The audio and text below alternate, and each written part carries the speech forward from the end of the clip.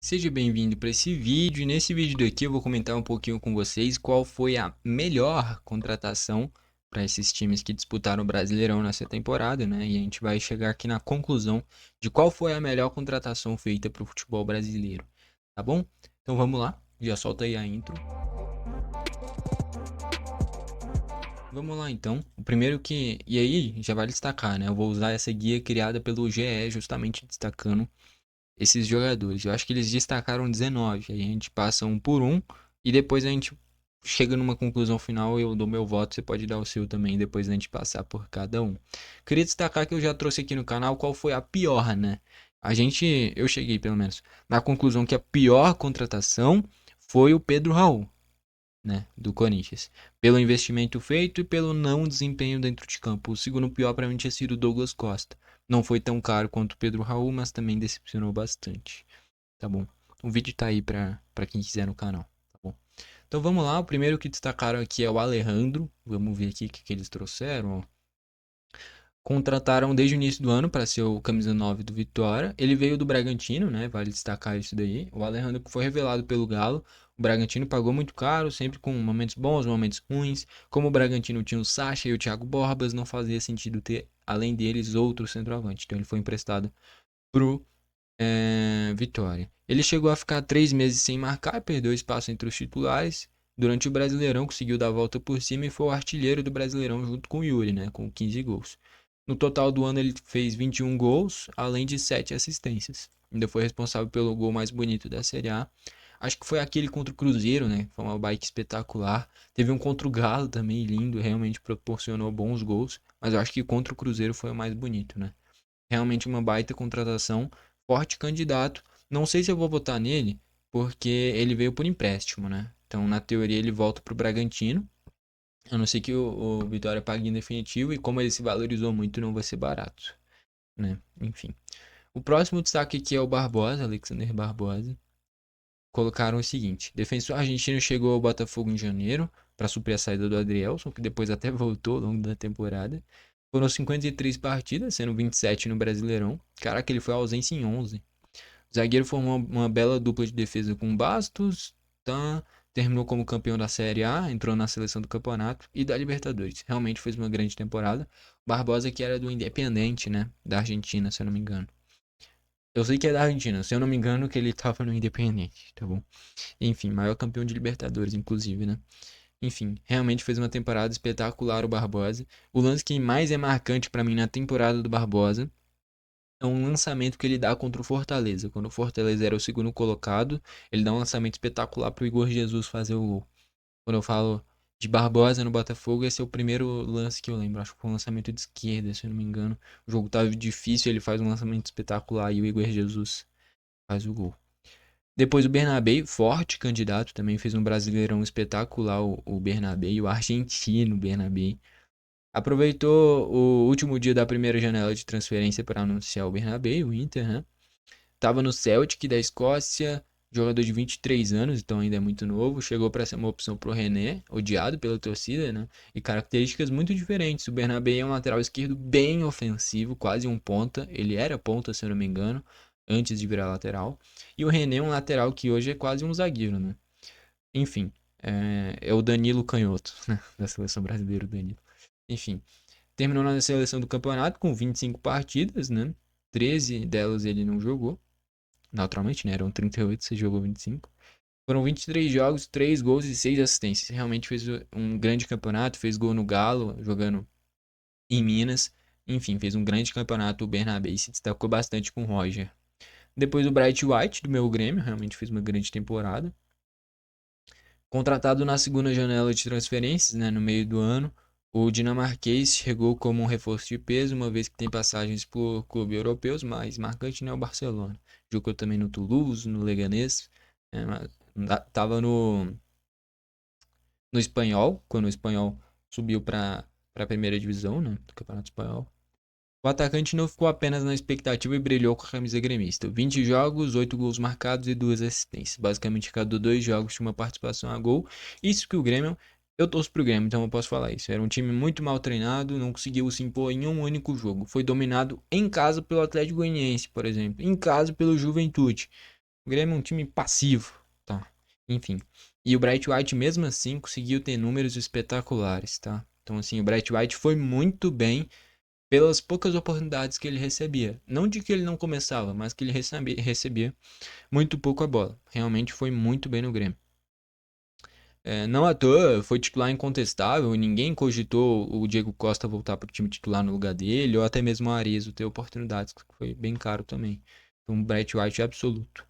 Depois o Bolassi no Criciúma. Esse daqui pra mim não vai ser o melhor, tá? Porque teve vários momentos no campeonato que ele foi reserva do time. Por mais que tenha sido talvez o principal jogador do Criciúma. Mas não sei por que alguns técnicos. Alguns técnicos não, foi sempre o Tencate, né? Mas enfim, em alguns momentos o Bolassi foi reserva. Eu não acompanho firmemente o Criciúma pra saber os motivos. Mas fez um grande campeonato, mesmo quando vinha do banco. Contratação de peso do Criciúma, o Bolassi, que já jogou no Crystal Palace, jogou no Everton, né? Apesar do rebaixamento do Criciúma, com golês, né? Ele é de Conco. Enfim, fechou o ano com bons números. 8 gols e 4 assistências em 36 partidas. Basicamente uma participação a cada 3 jogos, né? Uma participação a gol. Bom desempenho despertou o interesse de vários clubes brasileiros, como tá falando que ele tá acertado com o Cruzeiro, né? Meu Grêmio tava especulando, acho que o Sport também tava. Então aparentemente fechou com o Cruzeiro. Depois o Depay no Corinthians. Reforço de 57 milhões. Como assim? 57 milhões? Que o quê? Ele veio de graça. Tão mentindo, hein? 57 milhões só se for o salário no total do contrato. Porque 57 milhões o Corinthians pagou pra quem? Ele tava sem clube. Ué, pagou pra Atlético, tudo isso? Duvido.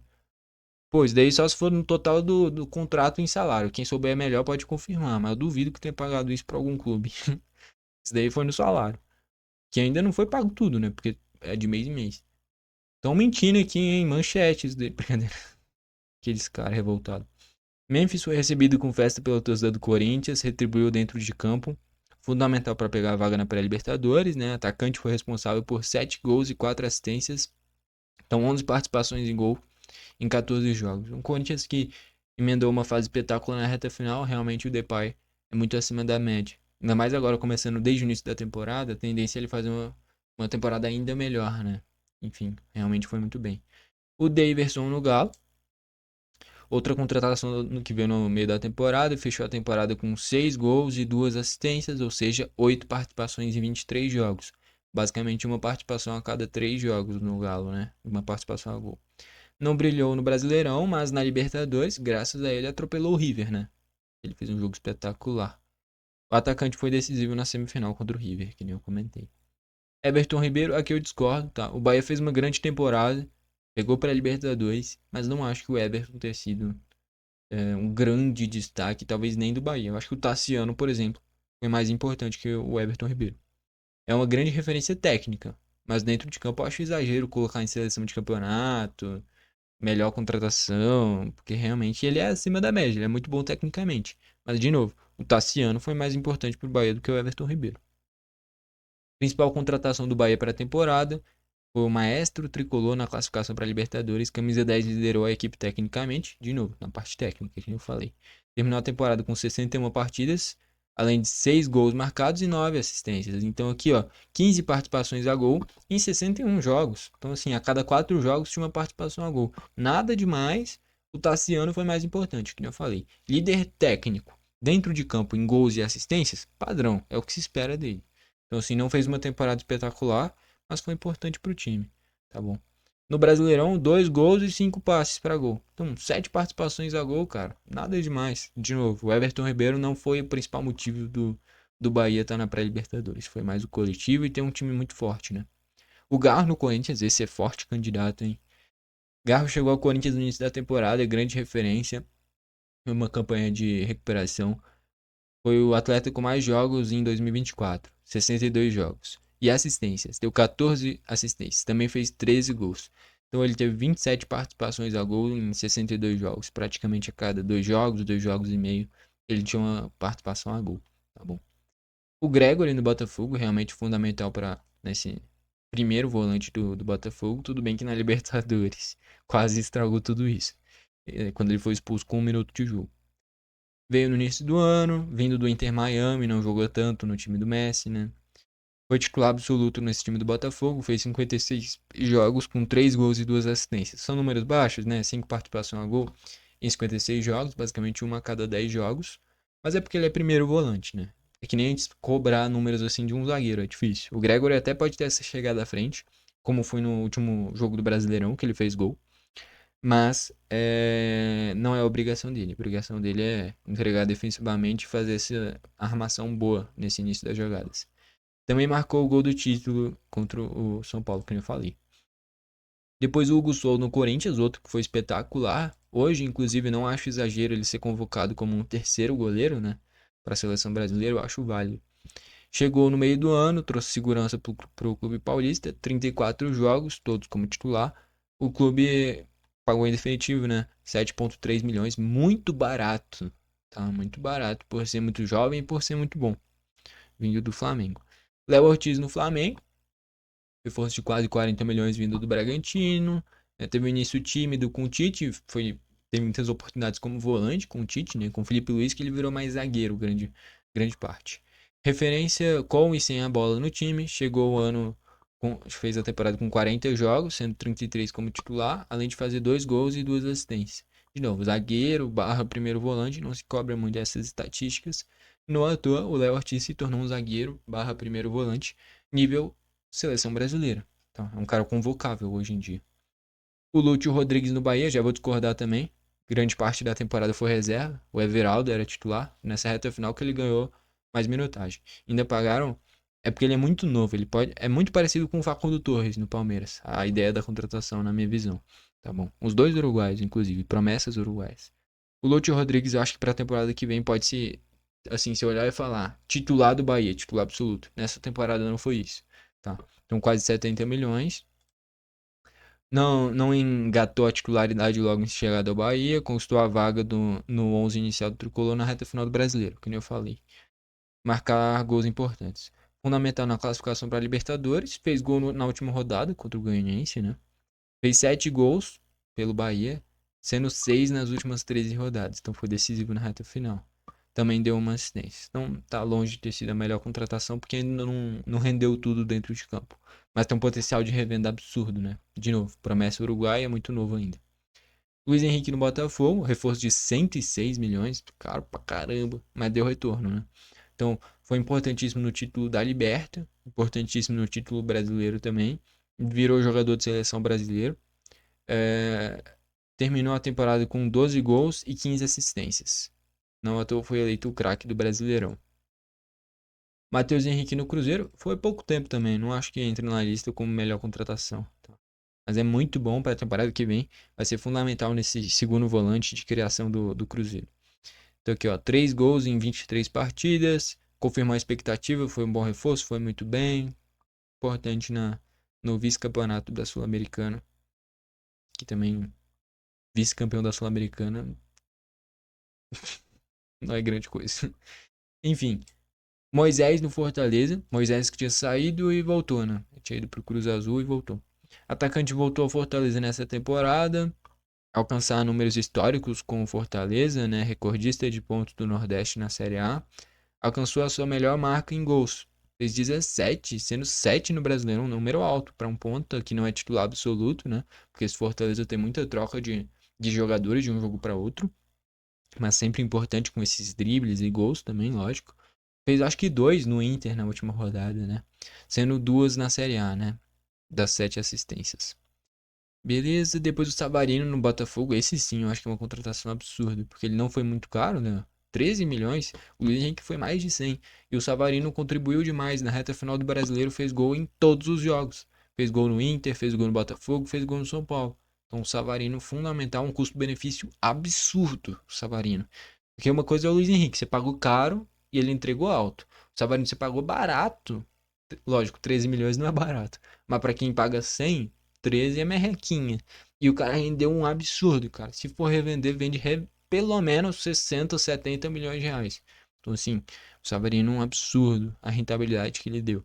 Então, aqui, ó, entregou muita coisa, custou 13 milhões, terminou o ano como títulos da Liberta e brasileiro, né?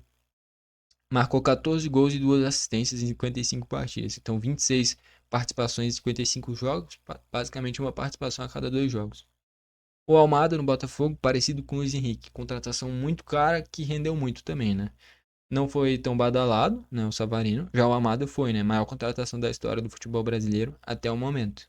O Paulinho, que tá prestes a ir do Galo pro Palmeiras, estão falando de algo próximo, mas eu acho que é um pouquinho menos que isso ainda.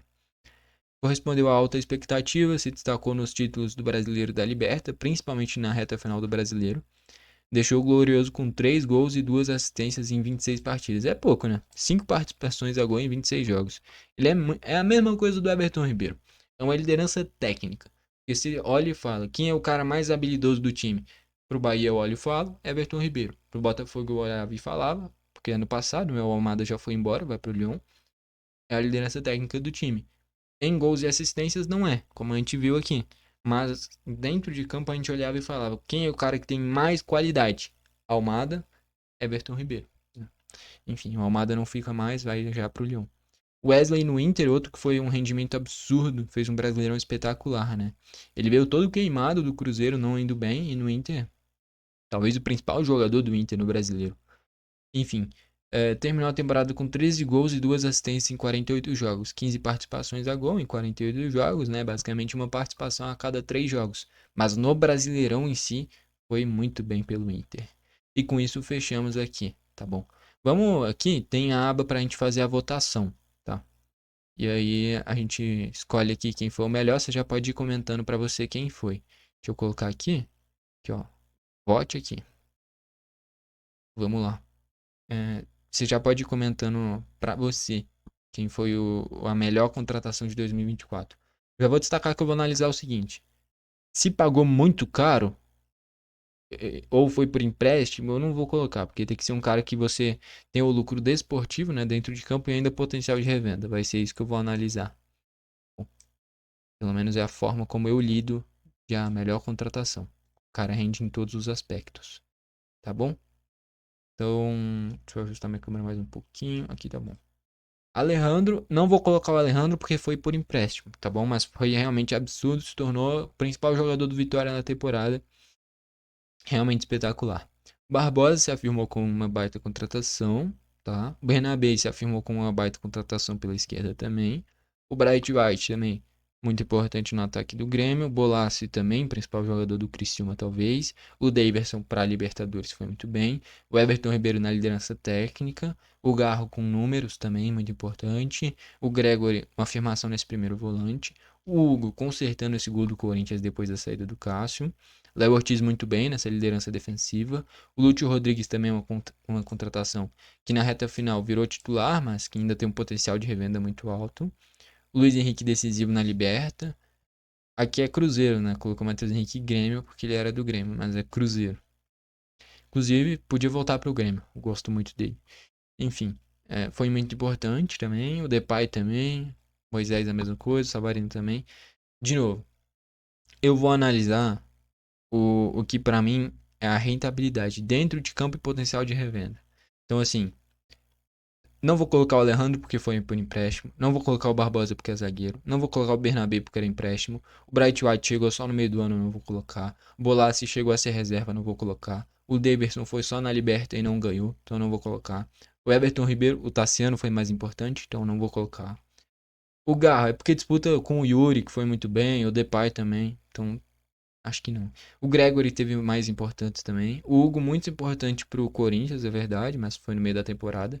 O Léo Ortiz, importante, mas não decisivo pro time. O Lúcio Rodrigues não rendeu tudo que pode ainda. O Luiz Henrique, muito importante, é verdade, mas também foi muito caro. Rendeu o que se esperava. O Matheus Henrique, muito bem, mas não conquistou nada. O Depay, muito bem, mas era já o que se esperava. O Moisés, muito bem, mas não é. Tirou o Moisés e acabou o Fortaleza. Também não tem isso. O Savarino, pô, eu acho que eu vou no Savarino. Que pagou barato e um cara que ganhou o brasileiro fazendo gol em todos os últimos jogos. Fez gol no Palmeiras, fez gol no Inter, no gol do 1-0. Jogo difícil. É ele que faz um golaço, inclusive. O gol que abre o placar contra o São Paulo, o Savarino também. O título brasileiro do Botafogo vai muito no Savarino por essa reta final. O Almada, assim como o Everton Ribeiro, baita contratação, mas não foi líder de nada em estatísticas. Talvez o Everton em assistências, né? Não sei, tem que ver.